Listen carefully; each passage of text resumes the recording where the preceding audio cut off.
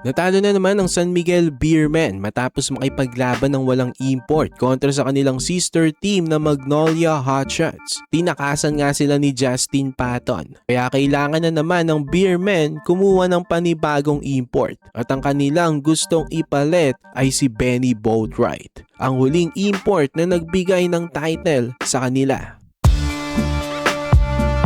So kakabalita lang mga kabakets, Justin Patton, ang current import ng Beermen ay nag-AWOL.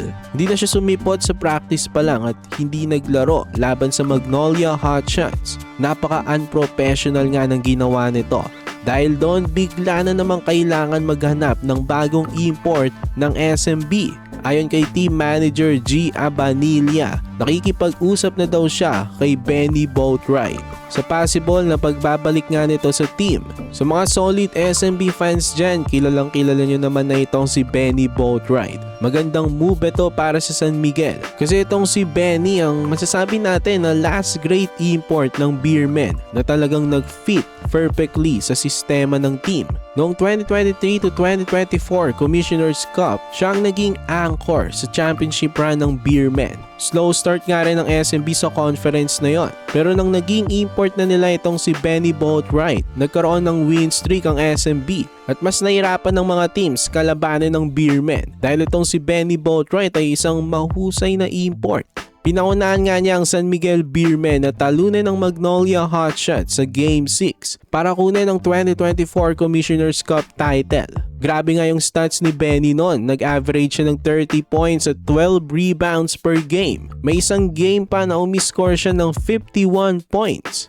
After nun sa sumunod na Commissioner's Cup, nalaglag agad ang San Miguel Beermen, hindi nga sila pumasok ng playoffs. Ngayon, ibabalik nila yung import na nagbigay sa kanila ng last title sa conference na Commissioner's Cup. Ang kagandahan kapag natuloy itong si Boatwright, hindi na kailangan mag-adjust ulit from the scratch ng Beermen. Kilala na nga ni Benny ang kanyang mga teammates at alam na niya kung paano manalo dito sa PBA. Kaya kung matutuloy ito, mas lalong lalakas ang Beermen.